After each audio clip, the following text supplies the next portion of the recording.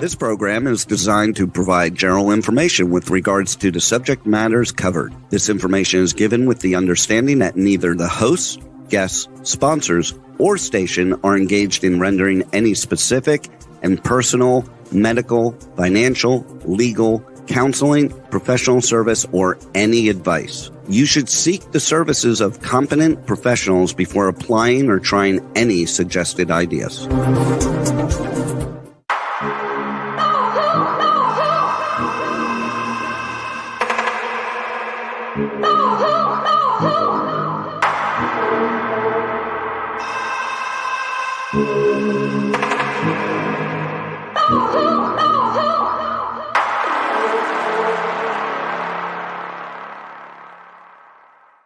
Good morning, true seekers and true crime junkies. Welcome back to another episode of Hit the Road Jack, Finding the Zodiac. I would like to welcome to the show Terry Batcher. Hello. Good morning, Terry. And Hi, Harry. Hey. Good morning. Good morning. Good morning. How you guys doing? Mm-hmm. Silence me. Clear. Yeah, I want to start out with actually something fun. This last week, I got to experience something I've never experienced before in my life, which I just have to brag and share. But I got to be on the set of the new movie that Leonardo DiCaprio and Sean Penn are making, which was completely exciting because as I watched Leonardo, grow from Titanic and on, I've always thought it would be a wonderful thing to see that man in person. And I have finally checked it off of my bucket list. To watch them work with absolutely amazing. It's like they go into this zone where nothing else around them matters. And we are smack dab in the middle of a busy supermarket because my girlfriend is the property manager of the shopping mall.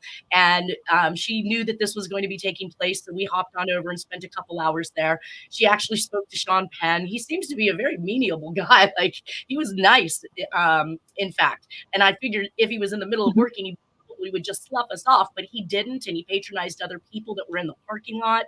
It was actually a really fun experience. Nice. I want to clean up some laundry real quick, and I'm going to put up the PowerPoint presentation to do so.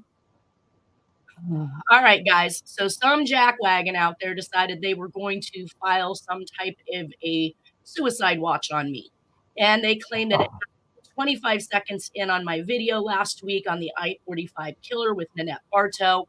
I went back to the video and I looked at it, and this is merely the disclosure that my publisher's making at the beginning, telling you you're not going to get advice from us. Seek help from competent specialists or professionals. And I about fell over to see this because it also comes with a strike on your record, which I was not aware of. And basically the message said that, hi, the Zodiac, we have reviewed your content and determined that it may not be suitable for viewers under the age of 18 per our community guidelines. As a result, we've age restricted the following content.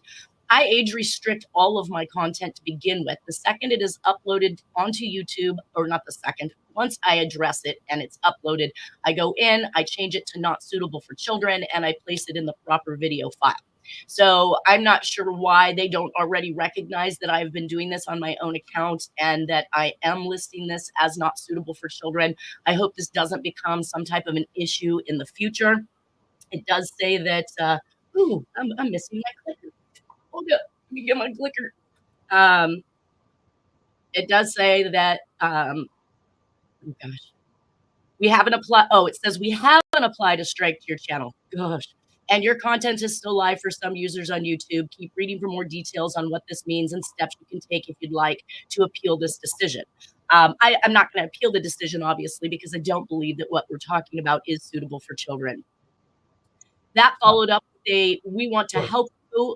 We're reaching out because members of the YouTube community, including fellow creators, viewers, or staff, has expressed concern for your safety or well-being after coming across content you posted with topics related to suicide or self-harm. You guys, we've never talked about that. Yeah, you're over the target. Expect flack. Well, some jackwagon can just go screw off. Well, you're in good company with Marjorie Taylor Greene. She apparently gets the suicide watch like once a week, and SWAT teams once a week. What? Sorry, but that's the world we live in. My God. All right. Moving on. Last week, we ended off with the last victim, Brenda Denise Woodward, who was found on the access ramp to Highway 202 in Washington, D.C. area. And this was part of the DC Freeway Phantom murder spree. And of course, there was a note left in the pocket of a jacket that was laid over the top of the victim. It does not indicate whether or not that was her jacket. I don't know if that's something we'd ever be able to find out. I can't really locate a whole heck of a lot of information on it.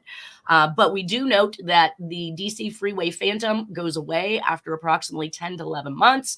And we see that there's no more murders in Washington, D.C.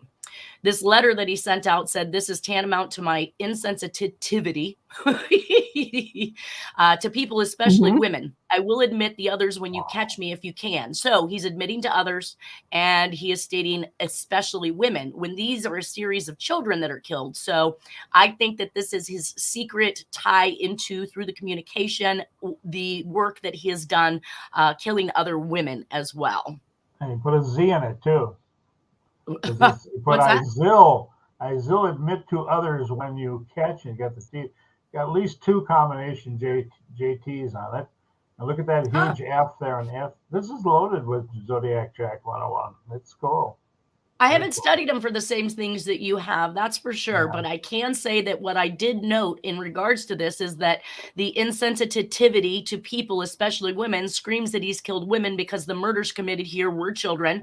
Zodiac citizen letter for the ITI connection. That was one of the things that definitely stood out to me in the handwriting comparisons. As we can see with the sensibilities, we have those tall T's, we have the high dotted I's, we have the very short stems on the eyes. He also says, "Catch me if you can." This is a source from many other letters. "Catch me if you can" started way back. Good morning, Nolan. Right. Can you hear me? You have the partition and admit too. Right. Admit. Yeah. Good morning. Right. Good morning. So the "Catch Me If You Can," I linked this all the way back to Lipstick Killer, Black Dahlia. This is a running theme. "Catch me if you can," "slow down," "hurry up." I think you talked to me about this, Terry. These references were they military or in regards to time frames? Military overtones? Yeah. Well, absolutely, yeah. But he's got and admit. That means he put the Z in there. And he put the 2 little colons right behind. He made his little typical, the way he liked to make some of his eyes and the colons. Right, right. You know, the symbol for, and then that F up there and if and down below. I mean, it's a big wow. It's a great document you found. It's absolutely right. And I did find we did include this in the handwriting examination that we did months back. So I know that it has been properly put in there and compared, and we do find consistencies, especially that D in admit. That's that noose D that you talk about, right? From the Ramsey note. Absolutely. Okay. Absolutely. So Wonderful. Free has been used as postage to mail previous letters. So I like that he wrote in there free. He is free, right? Way. Freeway has been the dump site of many other victims. The Phantom that he's called the DC Freeway Phantom in this particular killing spree. I don't know who named it that. Might have been the media. But the Phantom has been used in context with the Riverside Phantom, the Texarkana Phantom, the Red Phantom in the Dear Marco letter. Several Phantoms, the Texarkana Phantom. I mean, the Phantoms just keep going on. So the census is that the victim, the census in the information I researched is that the victim hand wrote this note from her own school book based on dictation from the suspect. I said BS. I can't imagine that you're getting a child who would likely. What's that? You're cutting out. Yeah, breaking up. Okay. So that's sensibilities and effect, consternation and other large words like the Zodiac Killer you hear me? like to use. Yep, I can hear you.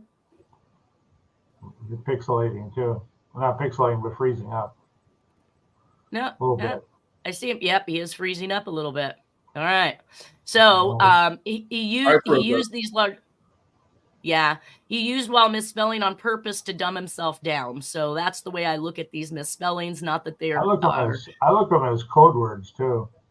That's what Harriet does. She finds That's what that Harriet does, means that too. these Right. misspellings are indicating some portion of a code with inside the message. Absolutely. And I hope she can climb back on here, because that leads us actually to her solve. Cool. And when she comes back on, I'm going to go ahead and read it right now. When she comes back on, I'll ask her to explain it. We can hop back. But she believes that this message actually reads out. There it is. There it is. This is tantamount. Absolutely. She did good work on that one, didn't she? Yeah. So it was a basic anagram, simple. And it comes out to Nixon, pilot, I hit woman, I, which she believes is incline, V for village, pines, condos, etc. Swearing in, follow me to the Lake County. They may catch me. Who? Terrence, you will help me and my phone associate, Nora Kaufman. TTT, to tell the truth, I'm at Taos, New Mexico, i.e., therefore, I thank you. And I thought that was extremely interesting. And Harriet, are you with us now? She's not frozen.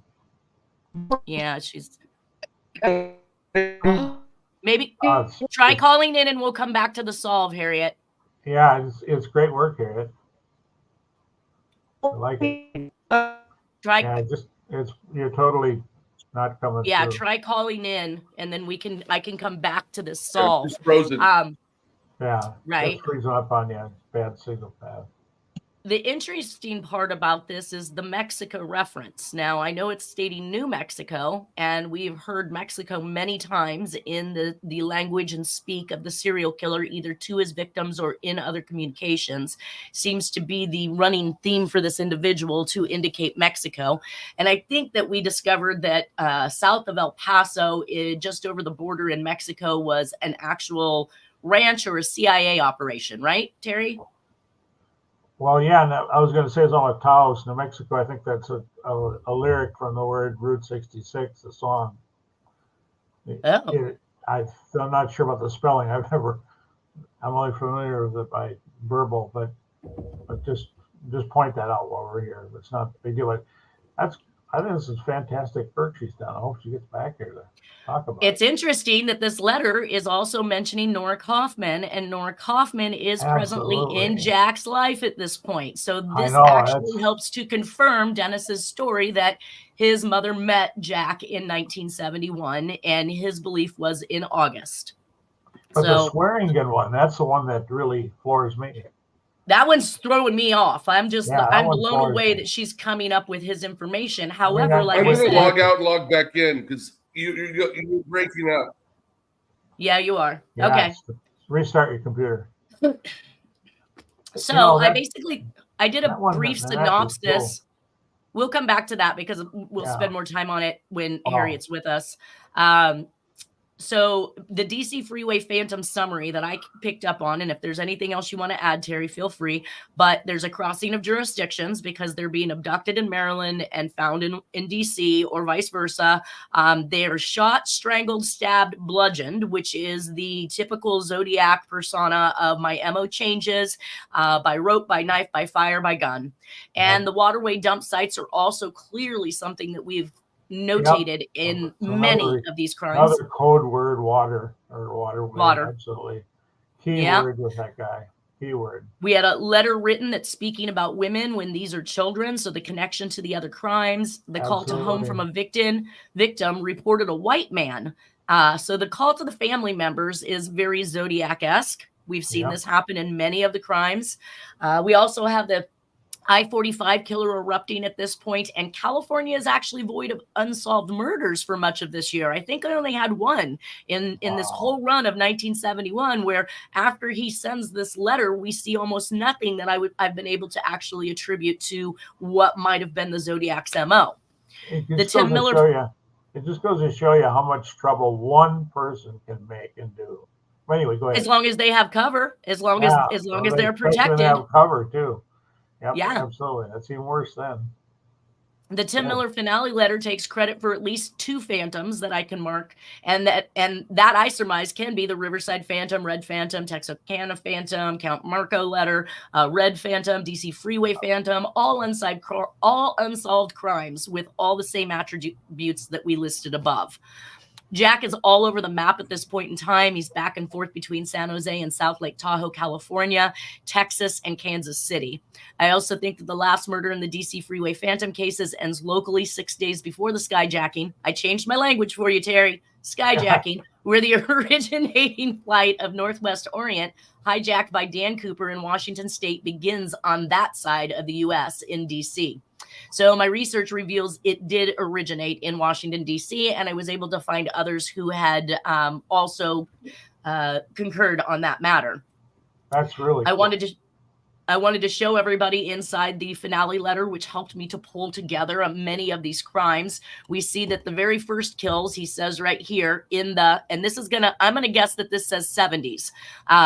Because I don't see anything down here at the bottom that actually indicates that it's an 80. And he already talks about the 80s. So up here, he says, this monster in me that makes me kill other Caucasian girls with brown hair, second in the 80s series, or the League Cities Field of Death, the hundreds of the I-45 deaths, all the ones with brown hair and who are white and look enough like her, now and then some from a convenience store phone. I'm not the only one killing girls, Tim. No Mexican, no yellow, and I'm thinking what he put in here was no Chinese.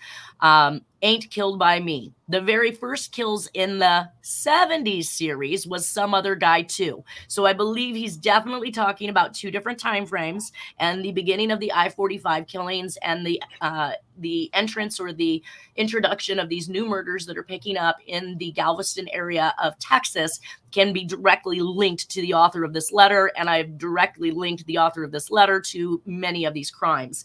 We go through and we start to see other things like the word phantom is mentioned here, the phantom ? And again, over here on the second page, the phantom ? again. Emphasis on the word Tom on phantom too, by the way. Right. Yeah, and this is 2005, and he's already reached out to Tom Voigt twice. So this is in, and also look up here, Tom Humble in the return address. Now, Humble, he actually, when he wrote Tom, he actually said, "My humble offer is." Wow. Mm-hmm. That led me to the statement, Super Fudge Works Well. When I looked up Super Fudge, I found that was a 4th grader book written by Judy Bloom out of Humble, Texas. Mm-hmm. And if anybody doesn't know this already, Humble is this tiny little town on the outskirts of the border of Bush International Airport. Wow. Just a little tidbit of information. Yeah, so he cross-connects everything, doesn't he? Well, right here, he says, you could look for my clues.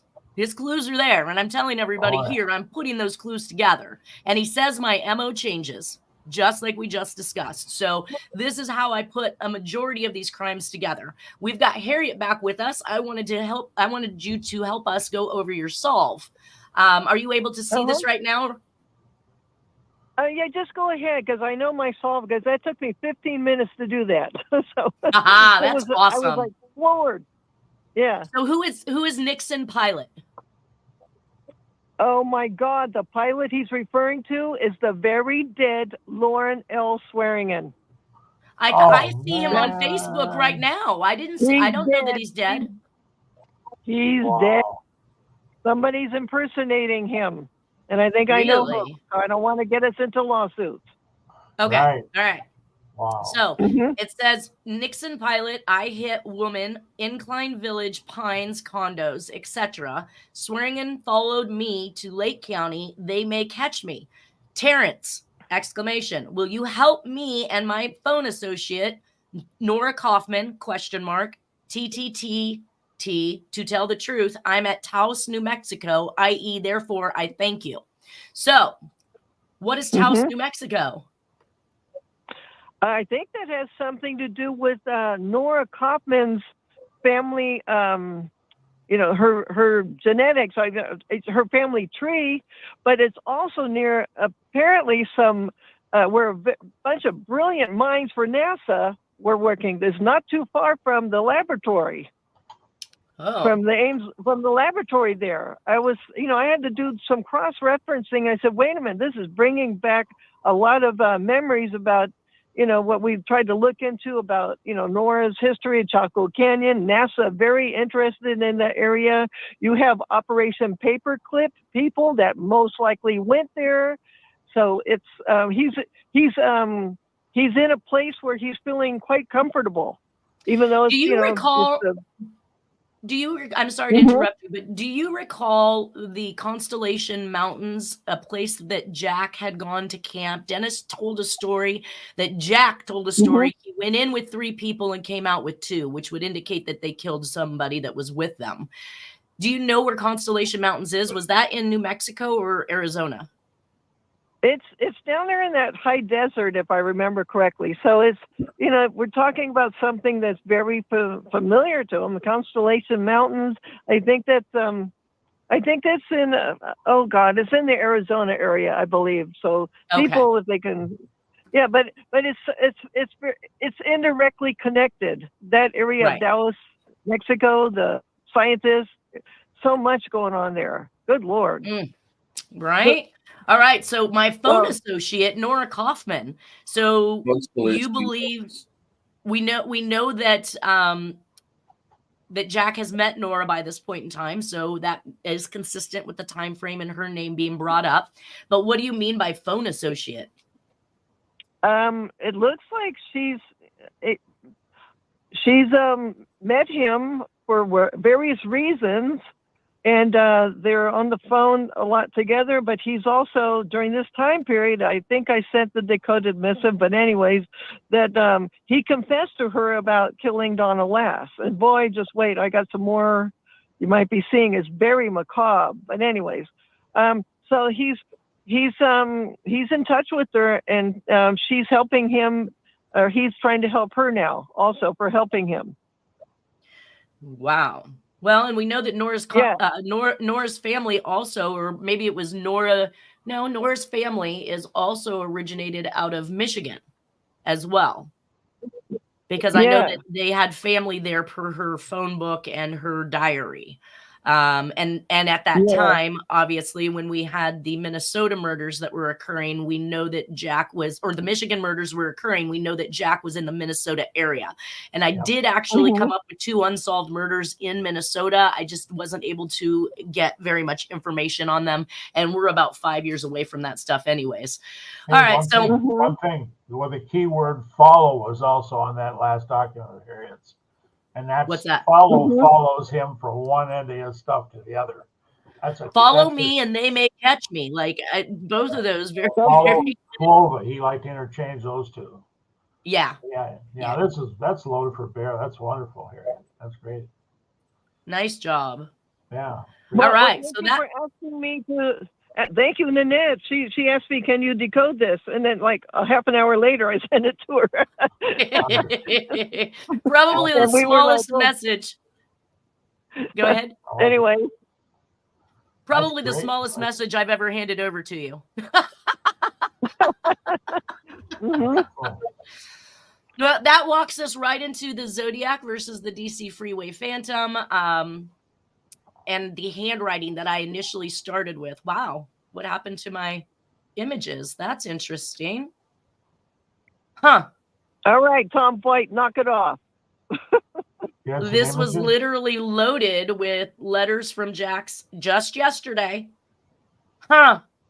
Had all of the A's in it that were a match to the A's, which is what struck out in my mind. I know that there are particular letters that he paid particular attention to, but these letter A's were all consistent with Jack's handwriting. So now it looks like I'm going to have to go back and figure out what happened to that. Oh, yay. I'm sorry, you guys. This is an old presentation that I actually had fly-in parts to. You probably got interrupted. My apologies to Tom Boyd. Well, he's our go-to blame. That's that. If anything bad happens, he still had the comments. Oh, that's sad. I'm sorry too, Tom. I'm sure you're not a bad guy. I'm not. Anyway, so you can see all these letter. you can see all of these letter A's up here. Come on, where is my mouse? Come on. All right. Oh, look, I've got more coming in. Let me just get these all up here. Oh, wow, fancy. Too. All right, there we go. So these are all the A's when this was way back early on in 2013. Wow, that's weird. How come they're coming in piecemeal? Because I meant for that to happen so that as I was discussing each one, I brought them in. It's the effects on PowerPoint that you can do. You can cause things to fly in and pop out so that you can, Right. So basically that's what happened. I failed to remember there was any type of effects on these slides, but these are old slides. So right. But now you can see all those A's up there. You can see all the styles of the A's that Jack uses and how consistent from the secondary stroke you can see here because the thickness is greater than the rest of the actual writing itself. So we have that second stroke, we have the low crossing bar, we have it leaned to the right with one leg longer than the other. All of those were very consistent with what we saw Jack doing. And I'm just going to run through this because there's no need for me to beat up the handwriting again. We've already done this, like I said, months back. We did a complete version of all of the handwriting, so I'm just going to skip forward so that we don't bore ourselves to death. And that brings us back to Zodiac versus DB Cooper. Terry and I actually have this on the message board. So for anyone who is wanting to read up on all the research that we had done up to probably 2013, Terry, you continued after and adding stuff every year. But we pretty much are not really active on it anymore, but we collected a majority of the information I think that we probably could have. And that can be found at the https:// Nanette B as in boy, /forumchitchat.com. So for anybody who wants to check that, that's the link to go to the message board. And you want to give the title of it too. It's the DB Cooper Caper Connected. Oh, well, it has the threads for all the crimes. Yeah, whatever that title is, like, absolutely says the sum of the evidence. I don't remember the exact title, but that's what you're talking about here. I think you started that thread, right? I did, and that was after you initially brought up the idea that Jack was involved in the Cooper caper and was right in the middle of it. I'm like, oh no, not another hit we're going to take for our credibility. I'm like, come on, But I took the deep dive in good faith because I knew your integrity is good, and I read. I knew you were right within a very short period of time. You just gave me goosebumps, Terry. So you thought I was a nut job? No, I didn't think you were a nut job. I just was like, in my initial reaction was going to be, kind of like some of the trolls would beat us up for and say, oh well, now she's including the DB Cooper caper, and like. Hey, no, take a look at the evidence. And that's what, and we worked on it. And I went and looked for things that, can I find anything that anybody's missed was kind of always been my approach to all this stuff. So I have one contribution to make and that was about where he jumped out. Okay. And we're going to move on to that in a second. Harriet, what did you think when I said that Jack likely wrote the DB Cooper stuff? I initially was a little surprised, but I think I was in contact with Dennis at that time period, and he was saying that the FBI was thinking that he was a pretty good suspect because of the location where they lived, the time period where he's remembering that night quite clearly, the night of DB Cooper. Jack comes home with a busted up shoulder because something happened in behind the Reno airport. So I said, well, here we go. Okay, we're getting on the fruit, the edges of everything. But I said, I think this is a possibility because even Dennis was saying he remembered that night clearly. So wow. Yeah, so I did take a look at something that someone else had put together, and we're going to be covering. Is Harry breaking up you guys? What kind of solidified my idea because while he was finding everyone's breaking up. While he was finding certain traits in these cutouts that came from Playboy magazines, he was looking at pages and juxtaposed to the pages he was pointing out, I'm finding what leads us directly into Zodiac land. I know that I know that there are several things that we're going to talk about as we go through once we get there, but I just wanted to cover some of the initial thoughts that Terry and I had. Terry, are you able to read this screen? It's pretty fine print for me to read it. Why don't you read it for me?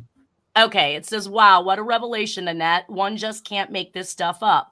The taunting cutout letter sent in 7 days after the Cooper caper clearly shows that it was constructed to be decoded. Now, we know that you have DB Cooper, what is it called, Harriet? DB Cooper solved. You have DB Cooper solved. So you've actually worked on some of these letters. I think I worked on all of the available communications. Great, because we're going to be looking to put those in here shortly.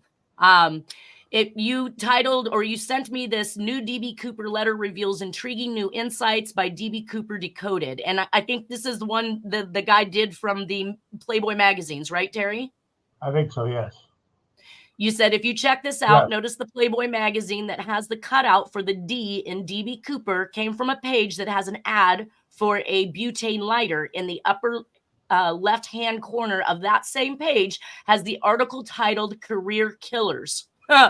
Other pages that cutouts came from also have strong Zodiac Killer hints like Man and Beast. One letter was from a Joan Baez interview. Bow and Brummel page hints to the clip-on tie. Another is to a BF Goodrich faceless, nameless trooper ad. The W in town comes from DeWars profile, and DeWars is liquor, right? Right. Profile, etc., etc. There are more Zodiac Killer points to be gleaned from these mailings, like double postage, the JT initials, etc. He points out that the clip-on tie and other crime scene things weren't publicized at the time of this letter, and that the author of the letter knew what was correct and what was incorrect about the crime.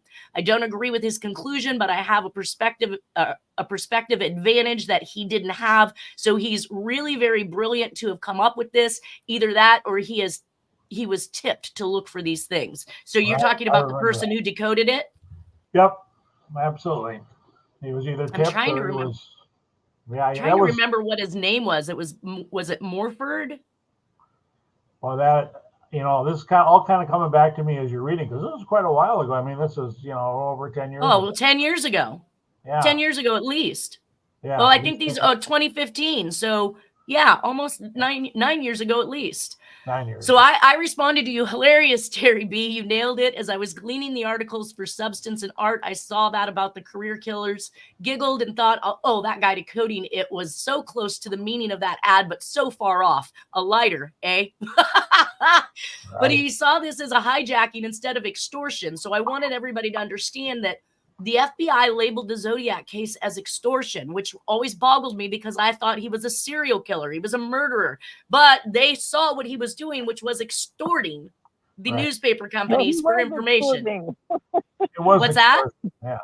I said he was extorting. I'm seeing, by just even sending decoded missives to Nixon, he's saying what Nixon and his crew should know about.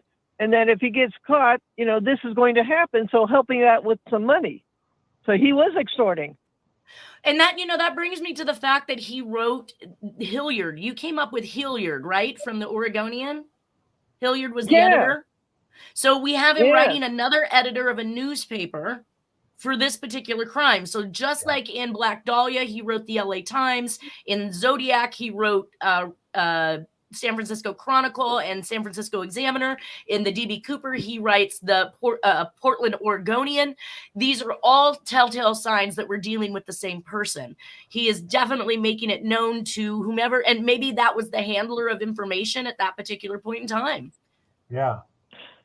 Yeah. Well, he's covering his tail. Bill Hilliard. Well, I just want to say quickly, Bill Hilliard shows up in the Black Dahlia era. Then so he's now one of the top editors there. So it's like, he's in a way, and this is my opinion, being blackmailed to join all of this, and which is also to help pay off some other questionable crimes maybe in the past that most people thought were dirty. So he's involved in it. He's being blackmailed, put it that way. Sure. Oh, gotcha. So that's what you find in the DB Cooper solved. Yes. Oh, definitely. He's okay. We'll get to that. He's the editor. So basically, Wow. Terry B Mark had Milton indicated sucks. that. Okay, stop saying that, Nolan. You're talking out loud. Nolan's got a bad connection today. I know he does. You got to move closer Love to the you, Nolan. internet. Dan Cooper, Terry says Dan Cooper was what he put on the airline ticket. The media misreported the crime as DB Cooper. Now, the reason why they did that, Terry B, is that they believed that the suspect was an Oregon resident, and the only thing they could find in the phone book was a DB Cooper. So when they found this DB Cooper and attempted to question that individual, that then became the tagline for this caper. And yes, Dan Cooper is the correct name of the individual, or of the name that was placed on the ticket. It says, hence the hint about the B being wrong via the cutout letter, because in the cutout letters we see him putting down BD, which I presumed was his connection to Black Dahlia, but you're saying because they've got him wrong. Yeah. And he puts BD Cooper in some of the other communications too, as we'll see. Right. Black Dahlia. So go ahead, Harriet. Oh, I was going to say, okay, you said it perfectly there, Terry B.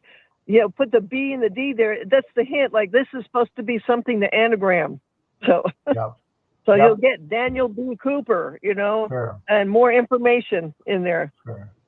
And Cooper, I think, was it the P that was backwards in one of them? So he's definitely playing with symbols and signs. But we're going to get to that. Let's get over. I want to list what we saw, Terry and I saw, as reasons to look at this case. He said if the guy's skunk cam actually did come across some hijack money placed neatly under a tree, then the implication would be that Cooper survived the jump. Right. The FBI has clearly been deceptive in their conclusions about the Cooper caper, especially in light of all the evidence that says that Cooper had esoteric information and the reports of the small plane crisscrossing the area a week in advance. Now, I want everybody to know that Jack also told Dennis that he was doing flying lessons, and he mentioned that they were with Arthur Lee Allen. So I don't know who was really the pilot of this particular adventure, but he had indicated on a couple occasions that he was familiar with Arthur Lee Allen, that he had a friend that he was flying with. Was Arthur Lee Allen known to have flown? Oh, he was a pilot. He was a pilot. He's a pilot. Gotcha. Yeah. So Cooper clearly knew what he was doing. He didn't tumble out of the back of the 727 as the FBI would have the public believe. Also, I'm starting to think that cash wasn't actively tracked for fear Cooper might return and actually blow up the jet. You said, I'll edit this list as I discover things that bolster the fact that the crime was high tech. And this is, Terry B has been very opinionated on the fact that all of this had required lots of planning, lots of inside information, and was probably planned well in advance. And these are some of these points. He demanded 4 chutes. He picked the main chute with the manual ripcord. He used the reserve chute to house the money. He demanded that the landing gear remain down for more drag. He demanded specifically 15 degrees or flat for more low-speed lift and drag. These 2 last and very specific demands ensured that the jet speed would be reasonable for him. He demanded the SeaTac V23 route, which shows technical information was applied. He demanded that the money serial numbers weren't sequential. He knew about the fueling issues. He knew that the rear door and staircase could be opened in flight. He operated the cabin lights to thwart a sniper. He let the passengers go, which was smart thinking. He made the flight attendant write down his demands so they wouldn't have his handwriting. He was calm, cool, and collected, and he was polite. He opened the rear stairs and probably rode them for about 7 minutes, which shows he had a specific drop target. He may have dropped the 5800 intentionally, hoping it would be found so it would look like he failed in his mission, which would have given him an advantage. The exact amount of $200 could be carried in his pocket. However, more likely, he put rubber binders around the group of 5800 and blew it out of his raincoat and ended up in the Columbia River and floated to Tina Bar, where the water velocity is low and the wad of money then sunk. Rotary dredges would account for the rounded bill edges. He placed sunglasses on his face, which would act as goggles. He wore black clothes, including a raincoat. The loafers would make him look like a professional businessman he had been encountered on the ground. Evidence shows that he probably got the Dan Cooper name from a Canadian comic book hero, which I did find that information too. And we know that he's into comic books. Look at what he did with the Dick Tracy stuff, right? As the Zodiac. Absolutely. It says, if he had died on impact, his remains would have turned up a long time ago. Had he died on impact, the bag with the cash would probably have burst open. By Cooper stating that he was headed to Mexico. So now we have another reference to Mexico, which is tying back to the Tantamount letter we just talked about. Absolutely. Everything he does that with everything he does. Go ahead. That ploy allowed him to slip in a much earlier jump in the southwest area of Washington state undetected. All of these points taken together clearly shows that the FBI hasn't been truthful about the Cooper caper. No ifs, ands, or buts, period. Damn, I hate liars, especially by ones paid by the taxpayers of this country, especially by law enforcement agency that is supposed to be above reproach. Nice words, Terry. I got me some goosebumps there. So we have another extortion case, right? Because this is basically what it was. He extorted the airlines for $200,000, which puts it right in the realm of what Zodiac has been labeled in the FBI files. Right. At this point in time, I popped up because I hadn't been ready to talk about this stuff yet. I was still kind of keeping it close to the chest, but Terry B ran with it. So I said I have actually worked on this more than I've let on. I've been reviewing the files for a couple months now. Also look at the breakdown on the word hospital, itty. and we had the sensitivity. Hospitality. Right. Hospitality, too. The hospital is a cross connection of the Dear Draft Board letters and references in many communications that alluded to the fact that the killer was either dead, in jail, or in the hospital. There's an inner hatred for the VA hospital not being able to help him, I think. I mean, it's kind of the gist of what I get when he's complaining about being this control subject, if you will, for these experiments. This is true of the Letterman hospital nurses and key punch operators. We missed you last week, Harriet. We talked about the key punch operators and the hole punching that was done in some of the communications. What type of a key punch operator is that referring to? Well, the key punch operator. Go ahead, Harriet. Go ahead.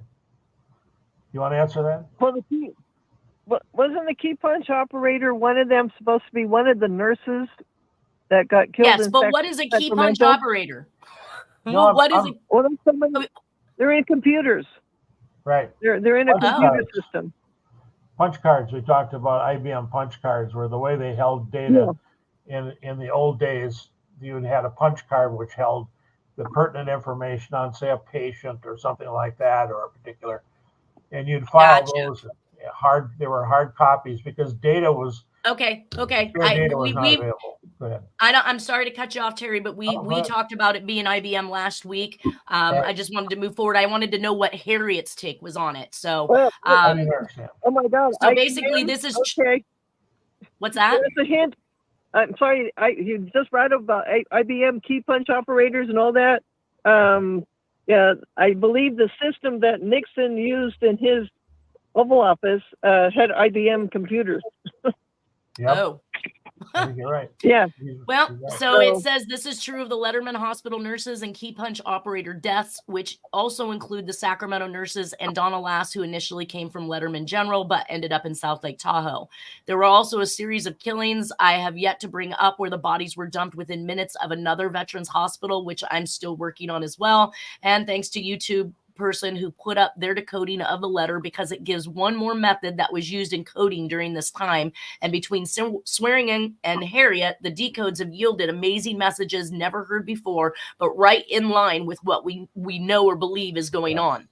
Yeah. The infighting makes the most sense for the decoded messages. This means the person who committed this crime was well aware of the FBI tactics and their abilities, and that they were in fact experts in the Playboy magazines and knew them in and out enough to be able to recognize the fonts that were used. Or we are just touching the tip of what this was really about and what it was really meant to be. Right. So holding up with all the images posted, though, I asked Terry B to hold up on those postings. I want to use up my free space that I pay for. I think I was getting ready to like cross that level where once I put up too many more things, they were going to start charging me for images and things that I'd put on there. Oh, okay. I said, I need the right information put up first. Start with the handwriting examination. I don't want to put the horse before the cart. And I certainly have worked for too long on these things to have the easiest and obvious stuff pulled out before I'm ready to discuss the validity of the finds that I have long since made. So that was kind of just the gist.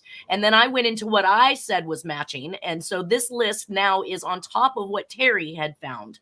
What I can say that is a match. Jack was a smoker, clue to Raleigh cigarettes. Bourbon was his drink of choice, clue to the drink Cooper had on the flight.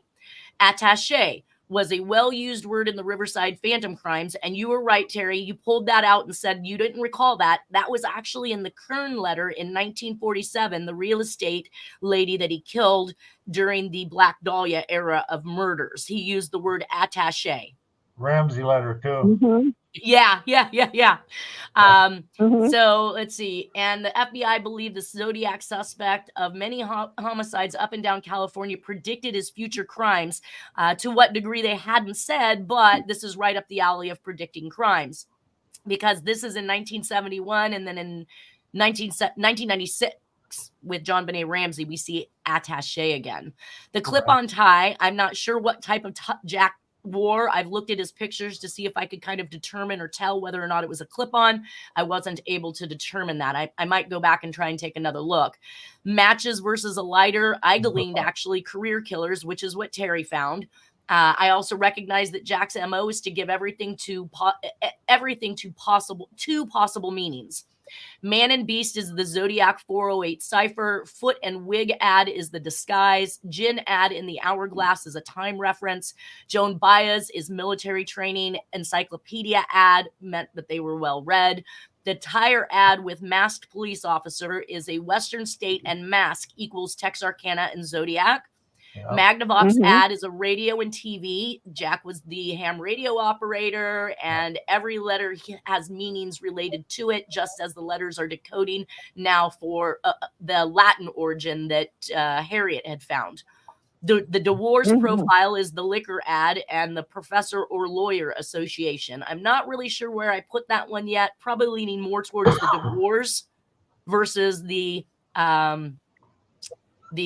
liquor ad, or the professor or lawyer association.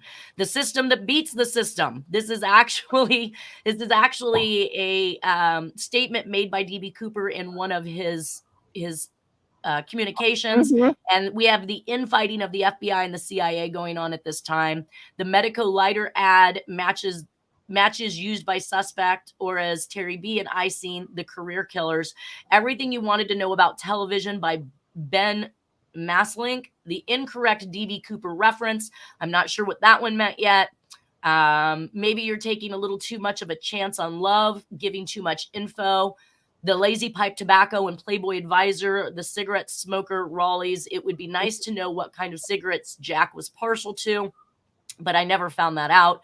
The suspect followed the news, what was publicized, what was not, and what was incorrect, just as stated by the FBI composite being wrong. So we are seeing him follow it, and then we're seeing him correct it, just like the Zodiac did. At that point, I said, I'm done for now, and I must stay on track with the grounding efforts. So back to the Zodiac handwriting.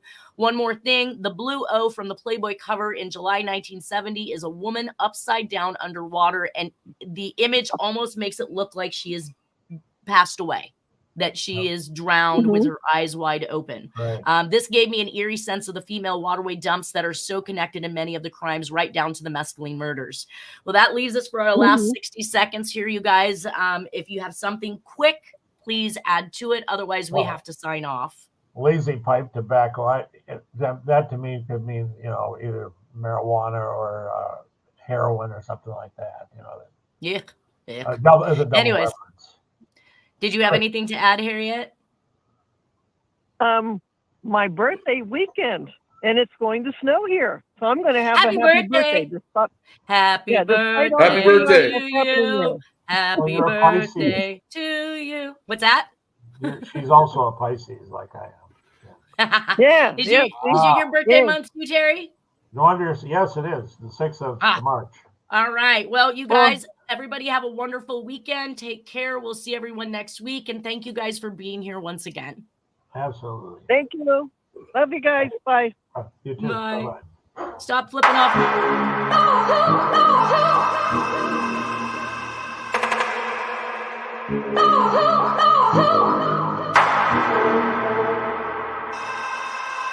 Oh,